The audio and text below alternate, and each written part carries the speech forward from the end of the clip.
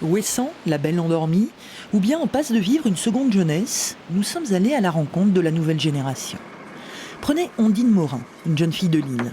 En poche, un diplôme de management touristique et en tête, la ferme intention de rester travailler au pays.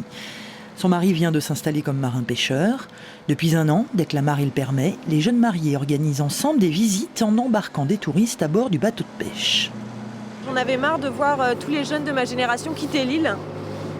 Surtout quand on est accro à son caillou, comme on dit ici. Et en fait, pour moi, c'était sûr que j'allais me planter, mais je voulais montrer que je voulais me prouver à moi-même que je pouvais le faire. Sans un rond, sans rien, le faire et prouver à ma famille qu'en tout cas, j'aurais tout essayé pour rester, quoi. Et dans la foulée d'Ondine, Ouessant s'est dit qu'elle pouvait aussi passer de la micro-entreprise à l'entreprise tout court en jouant à fond la carte du marketing. Ainsi, la société Alguemer travaillait depuis des années sur les principes actifs des algues. Du jour au lendemain, l'entreprise a décidé de créer sa propre marque de cosmétiques, Nividi Skin, inspirée par le phare de Nividic, le plus à l'ouest de l'Iroise.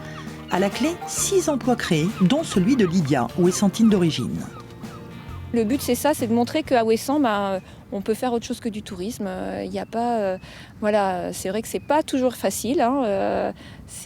Tout est un peu plus compliqué sur Ouessant, mais je pense que ça vaut le coup de le faire. L'industrie du luxe a même fini par se laisser séduire par les abeilles noires d'Ouessant. Le groupe LVMH, via sa marque Guerlain, s'est constitué mécène. Le mécénat, c'est un échange de bons procédés. Nous, on leur fournit une image et du miel pour faire leur crème, leurs produits, leurs soins de beauté.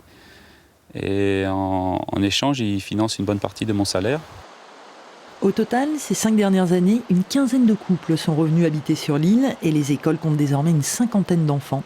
Le virage économique a l'air d'être bel et bien amorcé.